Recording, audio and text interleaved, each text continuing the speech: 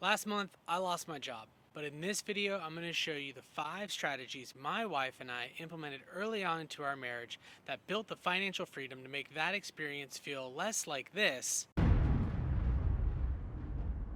and more like this.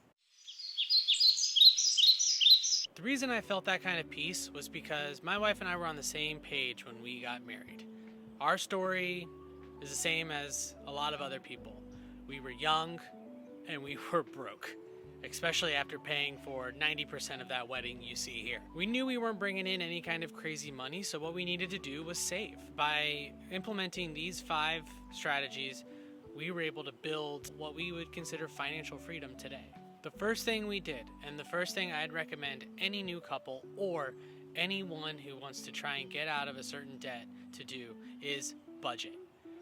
Know where every single dollar you are spending is going. Now, when we first got married, we actually implemented the envelope system. We were Dave Ramsey apologists through and through, and every week when we would get paid, we would withdraw that cash and put it into envelopes that were organized for different things.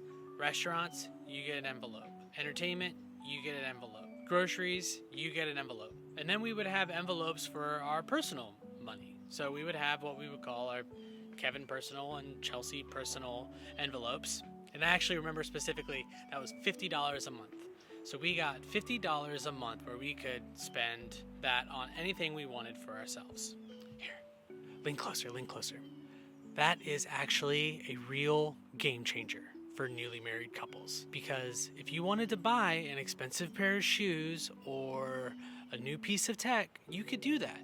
You just needed to save up your envelope month over month until you could buy that $300, $400 item. It mitigates a lot of the arguments that young couples have over finances. Nowadays, we don't implement the cash system, but we do use every dollar, where we are budgeting and seeing where every single dollar is going.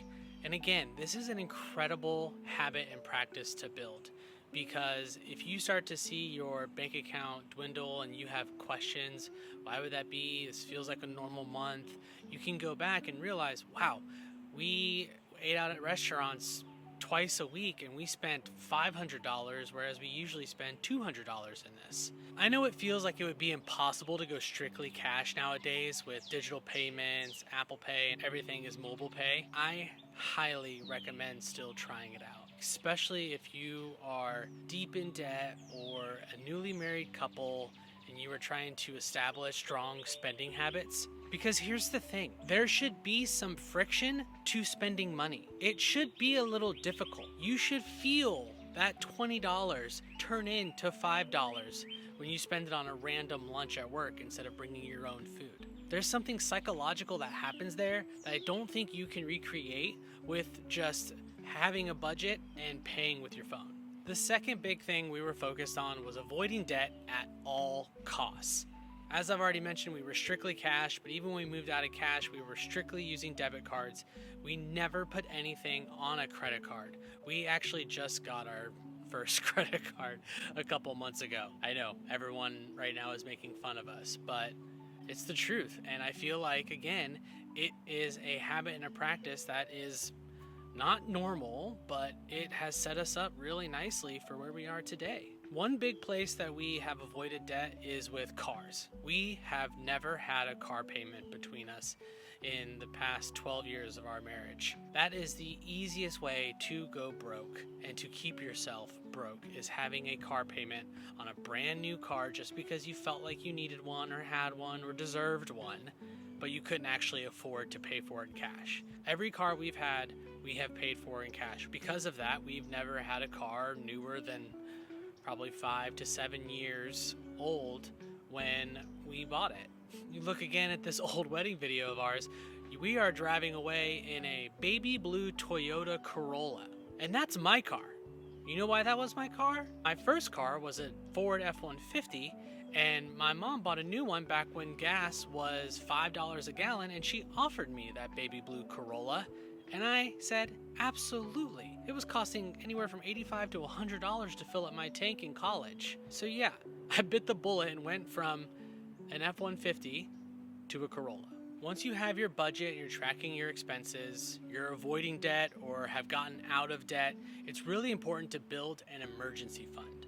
An emergency fund is just what it sounds like. It is 3 to 6 months of your known monthly expenses. So again, after tracking and writing all of this down, you'll know how much is my rent or mortgage, how much is my power, how much is water, how much do I need to spend on groceries to survive.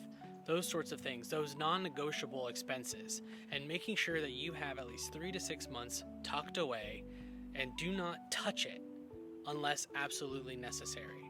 This goes back to what I was talking about with the cash. There's something psychological here where you know you have that money for a rainy day to feel like it's not such a stressful situation if you encounter job loss or you have medical bills out of nowhere that start to pile up. The thing about financial freedom is that you feel free. You feel free to purchase things you want or not, or work or don't. And that emergency fund is something early on that allows you to feel that freedom, whether you have it or not. So we've got our budget, we're avoiding debt, we've built out our emergency fund, so now we're in a good spot. And this is where I'd recommend starting your investing journey. As soon as we were able in our careers, we bought into our employer's employee share program and also our 401k. We at least maxed out what the company was willing to match because that's literally free money. For us, it was 30% up to a certain amount. And so let's say we were setting aside $100 a paycheck to go into that, the company would match it, and that was a free $30 that would go into buying shares for that paycheck. A lot of employers offer this, but it may be if you work for a smaller company or your company just doesn't offer a 401k or a share purchasing program of any kind, or you're self-employed. I would still recommend, once we have that emergency fund built up and we're out of debt, opening up a brokerage account and investing in low-cost index funds. I know, it's boring. It is really boring, but you know what? It works, and it's easy. I know you probably have a couple of friends who got rich off of Bitcoin or some other random crypto. Maybe they picked Nvidia 5 years ago. But please believe me when I tell you this. You are not going to be a successful stock picker. You're just not. The stock market over time is undefeated. But that is if you are well diversified.